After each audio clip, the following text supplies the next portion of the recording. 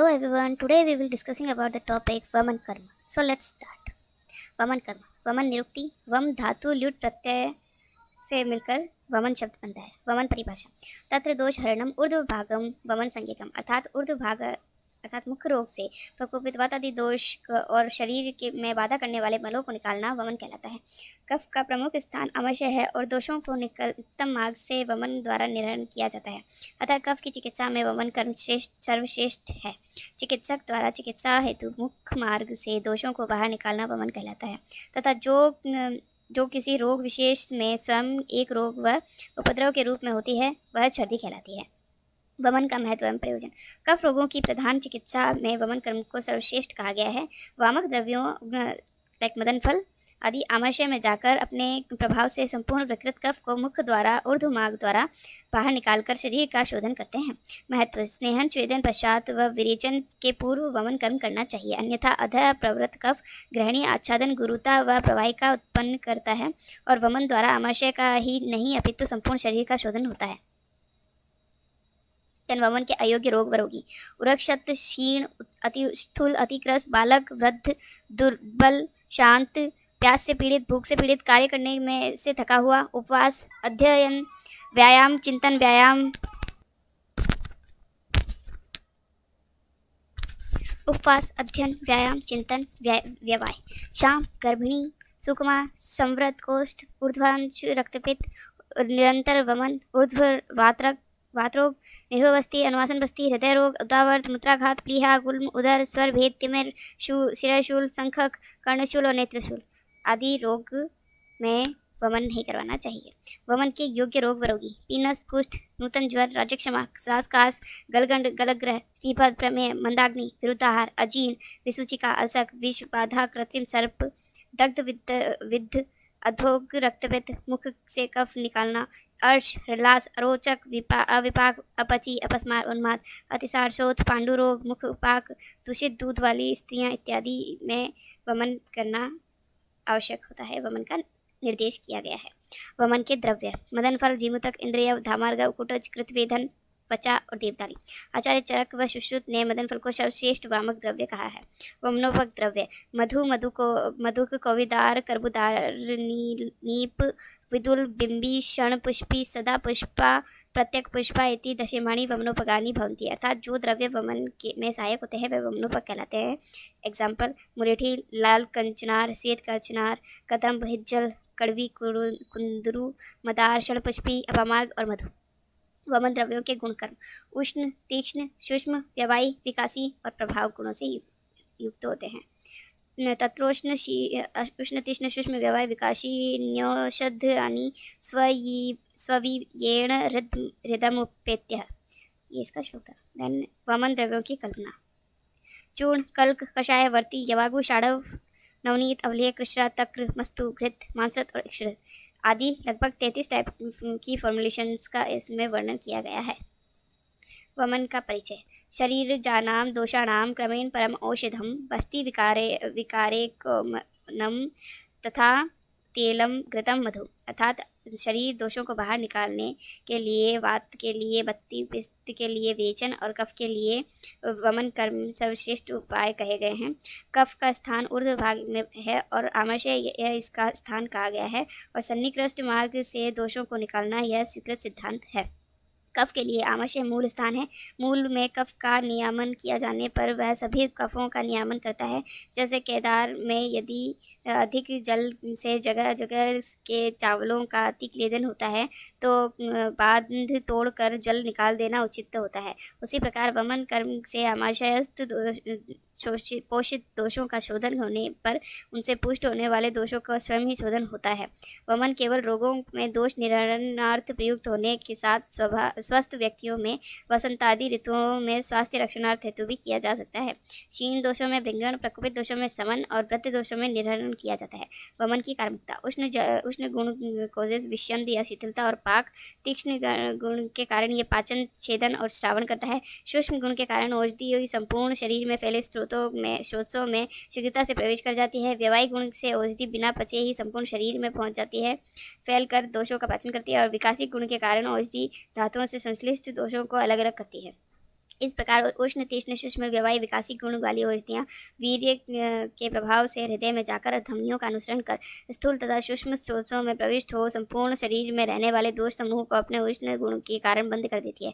तीक्ष्ण होने के कारण दोषों का छेदन कर देती है। विच्छिन्न हुआ दोष इधर उधर गमन करता हुआ से भावित शरीर में स्नेह से चिकने किए गए मिट्टी पात्र में रखे हुए शहद की तरह कहीं भी संश्लिष्ट नहीं होता हुआ सूक्ष्म भागों में संचरित होने के कारण तथा कोष्ठ में गमनोन्मुख होने के कारण वह दोष आमाशय में जाकर उदान वायु से प्रेरित होकर अग्नि और वायु महाभूत में के उत्कर्ष के कारण तथा ऊर्ध्व भाग के दोषों का हरण करने के प्रभाव होने के कारण औषधि के ऊपर फेंक दी जाती है। इसे ही वमन क्रिया कहते हैं। वमन द्वारा द्रव्य का परिचय। बृहत्त्रयी के तीनों ग्रंथों में अनेक वमन द्रव्यों का उल्लेख मिलता है, जिनमें से मदन फल को श्रेष्ठ कहा गया है। मदन फल Latin name Randia spinosa, family Rubiaceae, English name emetic nut and Hindi name मैन फल। रस मधुर तिक्त कटु कषाय। गुण लघु और रुक्ष। वीर्य उष्ण। विपाक कटु। कर्म मदन फल वमन स्थापन अनुवासनोपयोगी नाम, अर्थात वमन स्थापन होता है और अनुवासन में उपयोगी होता है। ठीक है। संग्रह विधि। मदन फलों को वसंत या ग्रीष्म ऋतु में पुष्य या अश्विन नक्षत्र में ग्रहण करते हैं। फल ऐसे लेते हैं जो पके हुए हो, मध्यम आकार के हो, जो हरे ना हो, जंतुओं द्वारा खाए हुए ना हो, सड़े गले ना हो आदि गुणों से युक्त फल को लेकर उन्हें कुछ फुट में बांधकर गोमय से लेपकर यव मास शाली कुलथ मूंग इनमें से किसी एक में 8 दिन तक रखते हैं। जब ये मृदु हो जाए, तब मधु जैसी गंध आए, तब इसे निकालकर सुखा देते हैं। सूखने पर बीज पिंडों को निकालकर इन्हें घी दही मधु तिलकल्क में छोड़कर फिर सुखा लेते हैं। फिर नए घड़े में प्रयोगार्थ सुरक्षित रख देते हैं। इनका उपयोग वमनार्थ करते हैं। मूलिनी द्रव्य। इन द्रव्यों की मूल का प्रयोग वमनार्थ किया जाता है। वचा, षणपुष्पी और बिंबे। लवण। सैंधव लवण, सोवर्चल लवण, बिड लवण, सामुद्र लवण और औद्भिद लवण। फलिनी द्रव्य। इन 6 फलों का प्रयोग वमनार्थ किया जाता है। धामार्गव, इक्ष्वाकु, कृतवेदन, मदन फल और कुटुज। वमनोपक द्रव्य। मधु, मधु, कविता, कर्बुदा, नीप, वेदुल, बिंबी, षणपुष्पी, सदापुष्पी, प्रत्येक पुष्पी। मदन फल योग। प्राय निम्न योग का प्रयोग वमनार्थ रोगियों को कराया जाता है। मदन फल 4 भाग, वचा 2 भाग, सेंधव 1 भाग और शहद अकॉर्डिंग टू रिक्वायरमेंट। देन मात्रा इसकी 8 से 10 ग्राम होती है। Then there are 3 phases of vomiting. First phase nausea, second phase retching, then third phase emesis. Modern aspect of mechanism of vomiting. The sequence of events that take place in reality are beginning of antiperistalsis, which runs from ileum towards the mouth through the intestine, pushing the intestinal contents into the stomach. In few minutes, the velocity of the antiperistalsis is about 2 to 3 centimeters per second. Deep inspiration followed by temporary cessation of breathing, then closure of glottis, then upward and forward movement of larynx and hyoid bone, then elevation of soft palate, then contraction of diaphragm and abdominal muscles with a characteristic jerk resulting in elevation of intra-abdominal pressure, then pressure of the stomach between diaphragm and abdominal wall leading to raise in intragastric pressure, then simultaneous relaxation of lower esophageal sphincter, esophagus and upper esophageal sphincter, then forceful expulsion of gastric content through esophagus, pharynx and mouth. All the movements during the act of vomiting through the vomits to the exterior through mouth. Then वमन कर्म विधि according to Ayurveda. रोगी को वमन कर्म कराने संपूर्ण विधि एवं विधान को निम्न 3 अवस्थाओं में विभक्त किया गया है। पूर्व कर्म, प्रधान कर्म और पश्चात कर्म। पूर्व कर्म। वमन कर्म से पूर्व ध्यान रखने योग्य विषय एवं की जाने वाली तैयारियों को वमन कर्म के पूर्व कर्म के रूप में जाना जाता है। ये निम्न प्रकार है। संभार संग्रहण, आतुर परीक्षण, वामक योगों की मात्रा की निर्णय और आतुर व्यवस्था, आतुरगत व्यवस्था या सिद्धता। आतुरगत व्यवस्था में 3 पॉइंट आते हैं। वमन पूर्व भोजनादि की व्यवस्था, स्नेहच्छेदन, मानसिक उपचार। संभार संग्रह, संग्रहण की सामग्री और उपकरण। वमन योग्य एक कक्ष जिसमें पानी, शौचालय की व्यवस्था होनी चाहिए। उपकरण में वमन पीठ या कुर्सी, बाल्टी, टेबल, गिलास, कटोरी, भगोनी, नैपकिन, कमल पुष्प, नालिका, वमन पात्र, उष्ण जलपात्र, दस्ताने आदि की व्यवस्था होनी चाहिए। देन औषधि, वमन कारक औषधि योगों को तैयार करने के लिए औषधि को संचित करके रखना। वमन के समन हेतु भी पहले से ही औषधि की व्यवस्था होनी चाहिए। आकंठ पान हेतु दुग्ध, मध्य, इक्षुरस, मांस रस भी एकत्रित रखना चाहिए। अब असम्यक वमन कर्म जन्य उपद्रवों में निम्न उपयोगी औषधियों की एकत्रित रखनी चाहिए। पहली सूचक संकवटी, सिवक्षार, पाचन चूर्ण, दशमूलारिष्ट, प्रवाल पिष्टी, हेमगर्भ, पोटली रस, द्राक्षारस और द्राक्षारिष्ट। परिचारक, वमन हेतु 4 परिचारक की आवश्यकता होती है। आतुर परीक्षण, रोगी वमन योग्य है या नहीं इसका निर्णय किया जाता है। ये देश, काल, बल, शरीर, आहार, साथ में सत्व, प्रकृति के आधार पर किया जाता है। कंसेंट फॉर्म, रोगी का वमन कराने से पूर्व चिकित्सा में उत्पन्न होने वाले उपद्रवादि की जानकारी देते हुए उसकी लिखित सहमति ले लेते हैं। देन वायरल वाइटल रिकॉर्डिंग्स, इसमें temperature, pulse, respiratory rate, BP, weight etcetera ये सब देखते हैं। इनका मापन संपूर्ण प्रक्रिया में 4 बार करना चाहिए। पूर्व कर्म व प्रधान कर्म में 2 बार, वमन योग से पूर्व तथा पश्चात 3 बार और पश्चात कर्म में 1 बार करना चाहिए। आतुर सिद्धता, दीपन, पाचन व स्नेहपान कराना चाहिए। स्नेहपान प्रवर सत्व वाले को 1 से 7 दिन तक, मध्यम सत्व वाले को 1 से 5 दिन और अवर सत्व वाले को 1 से 3 दिन तक करवाया जाता है। सम्यक स्निग्ध के लक्षण प्रकट होने पर रोगी को स्वेदन, अभ्यंतर स्नेहोपरांत रोगी को 2 या 3 दिन तक बाह्य स्नेह स्वेदन देने को कहा गया है। इफ 1, 2, 3 अगर 3 दिन तक स्नेहपान किया गया है तो उसके बाद में अभ्यंग, तीसरे दिन अभ्यंग प्लस विश्राम काल और उसके बाद स्वेदन कराया जाता है। और 4 से 5 दिन बाद में इसमें अभ्यंग और स्वेदन कराया जाता है। ड्यूरिंग स्नेह काल 4th और 5th डे और उसमें और अभ्यंग और स्वेदन करने का कहा गया है। ड्यूरिंग स्नेह काल अनविषंद, लघु, उष्ण आहार विहार दिया जाता है और वमन के दिन वमन से पूर्व और यवागु प्लस घी या दूध दिया जाता है। देन ड्यूरिंग विश्राम काल दुग्ध, दधी, मांसरस, कृष्णा, तिलकल्क, ग्राम्योदक, आनु, पशु पक्षियों का मांसरस देते हैं। वमन पूर्व भोजन आदि की व्यवस्था। जिस रोगी का वमन कर्म करवाना हो उस रोगी को 1 दिन पूर्व गुरु उत्क्लेशित आहार दिया जाता है, जैसे घी, केला, दही आदि कफवर्धक आहार तथा प्रातःकाल सूर्योदय के पश्चात वमन कर्म करवाया जाता है। एट द डे ऑफ वमन कर्म के दिन दुग्ध या यवागु के साथ घृत या पेया देते हैं और पाइलोरिक एंड क्लोज करने के लिए so that the medicine duodenum में ना जाए।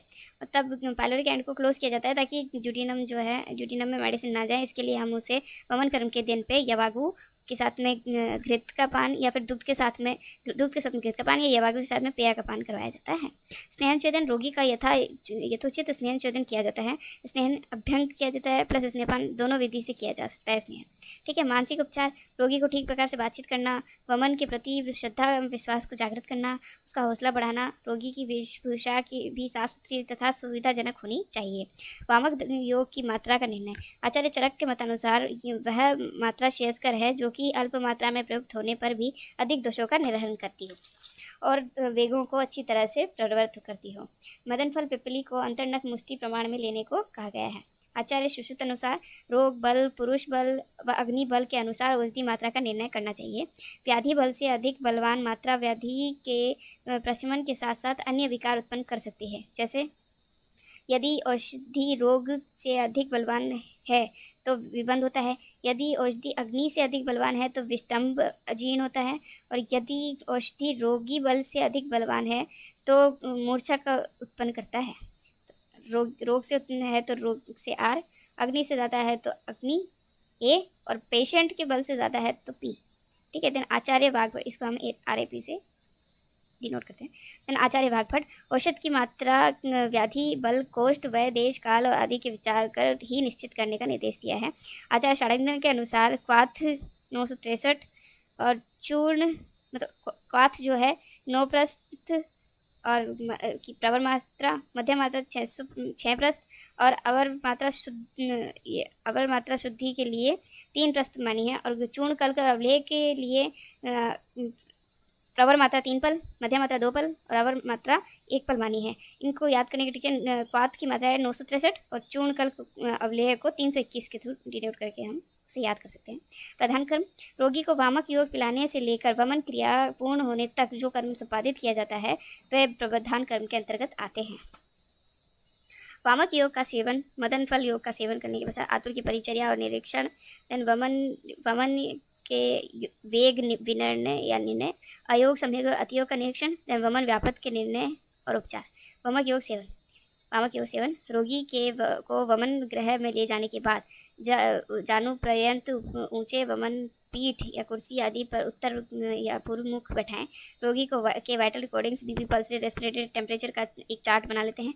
वमनार्थ औषध पान से पूर्व रोगी को आकंठ दुग्ध या इक्षुरस का पान कराया जाता है। इसके बाद वामक योग का सेवन कराया जाता है। वामक योग मदन फल चूर्ण 4 भाग, बचा चूर्ण 2 भाग, सेंधव लवण 1 भाग और मधु एज पर द रिक्वायरमेंट हम यूज़ करते हैं। यष्टि मधु फांड बनाकर उसमें रात भर मदन फल पिपली शौक करके रख देते हैं। इसके पश्चात अगले दिन रोगी को लिक्विड छानकर पिलाना चाहिए। औषध को मंत्रोच्चारण द्वारा अभिमंत्रित कर ओम ब्रह्मादि आदि मंत्र से औषध को अभिमंत्रित कर पूर्व अभिमुख या उत्तर अभिमुख बैठाकर रोगी को पिला देना चाहिए। आतुर परिचर्या एवं निरीक्षण यानी दोष की गति के लक्षण। आतुर परिचर्या दोष की लक्षण। वमन औषध पिलाने के बाद 1 मुहूर्त यानी 48 मिनट्स तक प्रतीक्षा करनी चाहिए। ललाट पर श्वेत बिंदु दिखे तो ये जाने कि दोष स्रोतों में विलीन हो रहे हैं एवं द्रवीभूत होकर ऊर्ध्वगमन कर रहे हैं। रोमहर्ष को देखकर ये जानना चाहिए कि दोष स्थानच्युति ही हो रही है तथा कोष्ठ की ओर गति कर रहे हैं। कुक्षी में आत्मान होने पर यह समझें कि दोष कोष्ठ में आ गए हैं और हिल्लास और लालच स्राव होने पर दोष आमाशय से ऊपर मुख की ओर आ गए हैं, ऐसा जानना चाहिए। वमन कर्म निरीक्षण। तब रोगी को सामने स्टूल पर रखे वमन पात्र या वमन पीठ में वमन करने के लिए कहते हैं। यदि वमन न हो रहा हो तो कमल नाल या आयरन नाल या स्वयं रोगी को की अंगुलियों को कंठ में स्पर्श करने को रोगी को कहा जाता है। वमन वेग आने पर परिचारक रोगी की पीठ नीचे से ऊपर की ओर चलाता है तथा दूसरा परिचारक शंख प्रदेश और ललाट को हाथों से दबाए। इससे शीघ्र ही वमन होता है। वमन वेग का निर्णय। औषध पिलाने के बाद जितनी बार वमन होता है उसे वेग कहते हैं। वमन द्वारा शुद्धि आकलन। प्रवर शुद्धि में 8 वेग आते हैं, मध्यम शुद्धि में 6 वेग आते हैं और अवर शुद्धि में 4 वेग आते हैं। इसमें उसके वेग में उपस्थित मल की मात्रा 2 प्रस्थ, मध्यम शुद्धि में 1.5 प्रस्थ और अवर शुद्धि में 1 प्रस्थ होती है। इन सभी में अंत में पित्त का श्रावण हो गया है तो ये इनकी शुद्धि के लक्षण होते हैं। सम्यक वमन के लक्षण प्रवर शुद्धि में और अंत में इन सभी में सम्यक वमन के लक्षण उपस्थित हो जाते हैं। औषध पान से पूर्व दुग्ध या इक्षुरस का आकंठ पान करवाया जाता है, परंतु जो द्रव्य या दुग्ध या इक्षुरस पहले वेग में निकलता है उसकी मात्रा की गणना नहीं करनी चाहिए। ठीक है। वमन के सम्यक हीन व अतियोग का निरीक्षण। सम्यक योग लक्षण। क्रमात् कफ पित्तमथानिलश्च यस्यति सम्यक वमिता स इष्टः घृतपार्श्वमूर्धेन्द्रिय मार्गशुद्धौ तथा लघुत्वे अपि च लक्ष्यमाणे। अर्थात क्रम से कफ पित्त वात का निकलना, हृदय में, पार्श्व में, सिर में इंद्रियों के मार्ग की शुद्धि और शरीर में हल्कापन का होना आदि सम्यक वमन के लक्षण कहे गए हैं। हीन योग के लक्षण। दुष्छर्दिते स्फोट कोट कंडू हृत का विशुद्धिर गुरुगात्रताचे। अर्थात वमन के वेगों को ठीक से न होना, एक एक करके होना, शरीर में भारीपन का होना, कफ में प्रचेक होना, केवल औषध का ही बाहर आना, कंडू ज्वर का होना, हृदय में भारीपन का होना आदि लक्षण उत्पन्न होते हैं। अतियोग लक्षण। तृणमोह मूर्छा नीलकोप निद्रा बलादि हानिर गुरुगात्रता बलादि हानिर वमनेति च स्यात्। अर्थात तृष्णा की अधिकता, मोह, मूर्छा का होना, वात का प्रकोप होना, निद्रा का नाश होना, बल का ह्रास होना, कंठ में पीड़ा होना, पित्त की अधिक प्रवृत्ति होना, दाह होना इत्यादि लक्षण होते हैं। वमन व्यापद। वमन व्यापद, वमन विरेचन, व्यापद सिद्धि। वमन पूर्व वमन उपद्रव के कारण। वैद्य द्वारा विधि पूर्वक वमन न कराने से, परिचारक के औषध का ढंग से योग न बना पाने से, औषधहीन मात्रा में प्रयुक्त करने पर और रोगी वमन में मनोयोग नहीं रखता हो तब आदि कारणों से वमन के अयोग या अतियोग होने से 10 प्रकार के उपद्रव होते हैं। आत्मान, परिकर्त, स्त्राव, हृदरोग, हृदग्रह, गात्रग्रह, जीवदान, क्लम, उपद्रव, स्तंभ, विभ्रंश आदि उपद्रव उत्पन्न होते हैं और सूत्र अनुसार 15 प्रकार के व्यापक उत्पन्न होते हैं। वमन उपद्रवों का उपचार। वमन प्रवृत्ति ठीक न होने पर मधु यष्टि फांट में मदन फल और वच का चूर्ण 1-1 ग्राम डालकर बारंबार पिलाना चाहिए। वमन वेग की सुगमता एवं पूर्णता के लिए सुखोष्ण लवणों तक पिलाना चाहिए। यदि अंगग्रह आदि उपद्रव उत्पन्न हो तो औषध पाचनार्थ दीपन पाचन और बलकारक और शामक औषध देना चाहिए और अयोगजन्य उपद्रवों के समन हेतु निरूह अनुवासन बस्ती का प्रयोग करना चाहिए। वमनोत्तर परिहार्य विषय। संयम नियम। हाथ पैर प्रक्षालित कर उस रोगी को निवात ग्रह में रखकर शिक्षा देनी चाहिए कि ऊंचा बोलना, अधिक बैठना, अधिक खड़ा रहना, अधिक चलना, क्रोध, शोक, अधिक धूप, शीत, औष, स्त्री प्रसंग, रात्रि जागरण, देवा सपना, जीर्ण में भोजन, गुरु द्रव्य वेग धारण, अप्रत वेगों को बलात् प्रवृत्त करना, इन सभी को मन से भी सेवन न करते हुए समय व्यतीत करना चाहिए। पश्चात कर्म। जब वमन बंद हो जाए तब से लेकर प्राकृत भोजन लेने तक की कालावधि में जो कर्म किए जाते हैं वे पश्चात कर्म के अंतर्गत आते हैं। धूमपान, आतुर परिहार्य विषय, संसर्जन कर्म, संतर्पण चिकित्सा और वमनोत्तर शोधनाधिकरण। धूमपान। वमन पश्चात रोगी के हाथ, पैर तथा मुख शीतल जल से प्रक्षालन कराकर 1 मुहूर्त यानी 48 मिनट्स तक विश्राम कराते हैं। इस बीच रोगी का निरीक्षण करते रहना चाहिए, क्योंकि कदाचित डकार वमन वेग या लालास्राव हो सकता है और फिर रोगी का प्रायोगिक स्नेहिक और विरेचनिक धूमपान कराते हैं। धूमपान गले की पिछलता, खसखसाहट, कफ लिप्तता का नाश करता है। कंठ, मुख, नासिका के द्वारा शुद्ध हो जाते हैं और वमन पश्चात जो कफ रहता है उसका शमन हो जाता है। इसके पश्चात पुनः मुख पाद प्रक्षालन करवाना चाहिए। संसर्जन कर्म या संतर्पण चिकित्सा।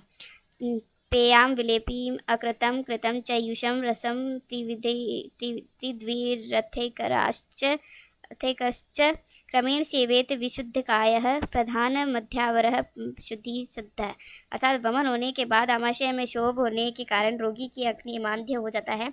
अतः अग्नि की रक्षा हेतु लघु आहार की कल्पना की जाती है, जिससे मंद हुई अग्नि को पेय विलेप आदि के द्वारा क्रमशः संदूषित की जा सके।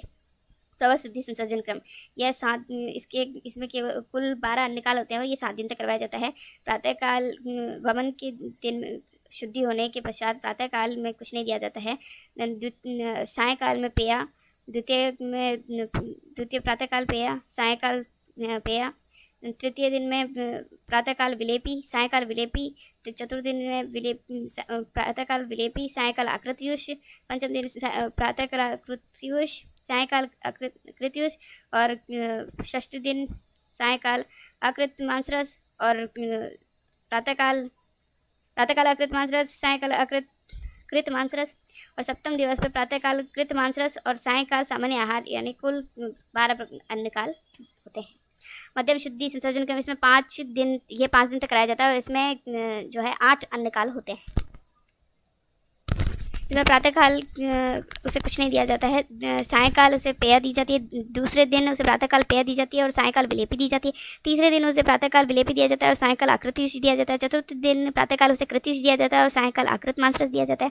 पंचम दिवस यानी 5th डे पर उसे प्रातःकाल कृत मांसरस दिया जाता है और सायंकाल सामान्य आहार को दिया जाता है। इस प्रकार उसमें 8 अन्नकाल होते हैं।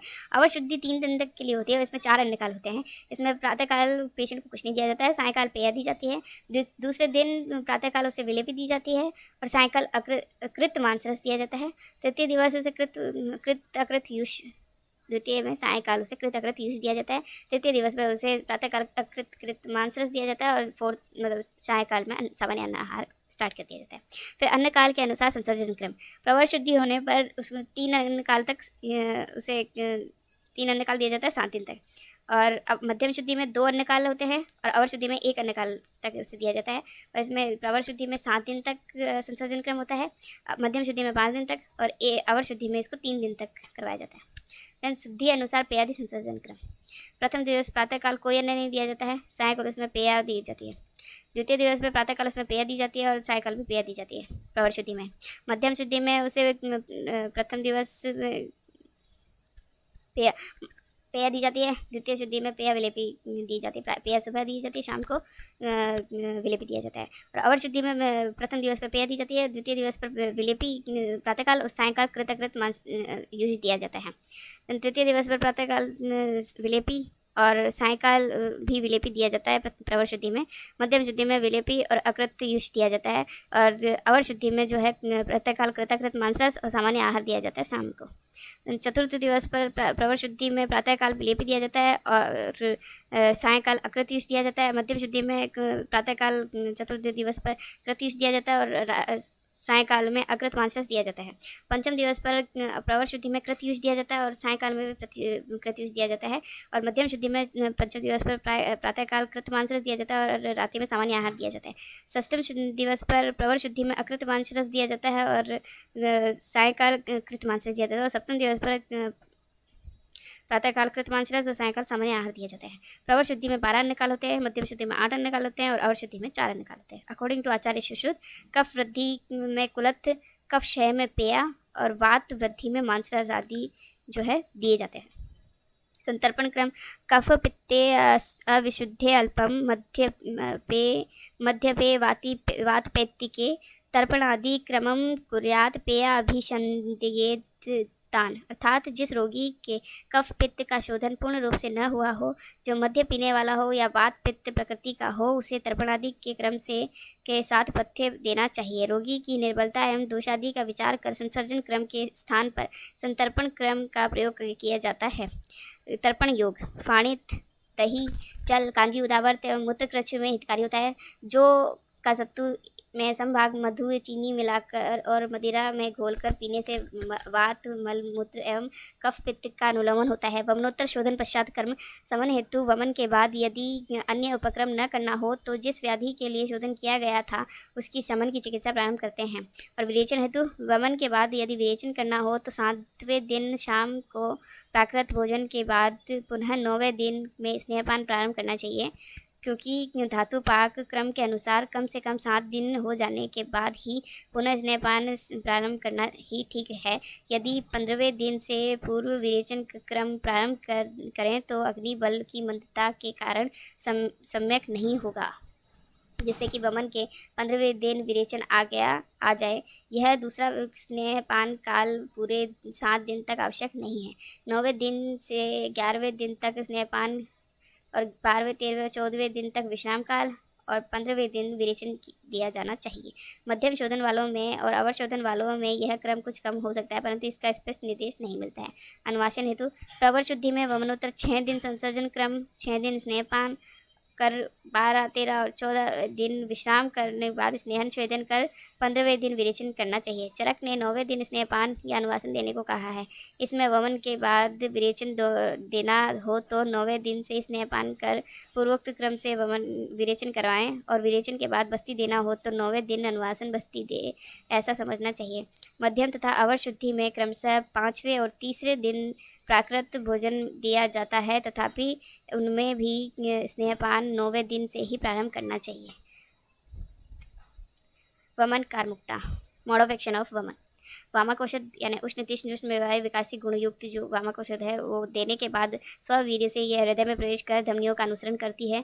स्थूल तथा अणु स्रोतों में प्रवेश कर संपूर्ण शरीर में रहने वाले दोषों के समूह पर क्रिया कर उष्ण गुण से ये विच्छेदन करती है और तीक्ष्ण गुण से ये विच्छेदन करती है। और अणु प्रवण भाव से ये अणु मार्ग संचरित अणु से मतलब छोटे से छोटे, सूक्ष्म से सूक्ष्म मार्ग में संचरित होकर प्रवणित्व कोष्ठ में अनुगत उसमें उपस्थित दोषों को कोष्ठ में लाकर आमाशय में प्रवेश करती है। और अग्नि और वायु भूयिष्ठ से होने के कारण ये ऊर्ध्व मार्ग में गमन करती है। ऊर्ध्वाधर प्रभाव द्वारा तथा उदान वायु से प्रेरित होकर दोषों का मुख से बाहर निष्कासन कर देती है। इससे क्रिया को वमन कहते हैं।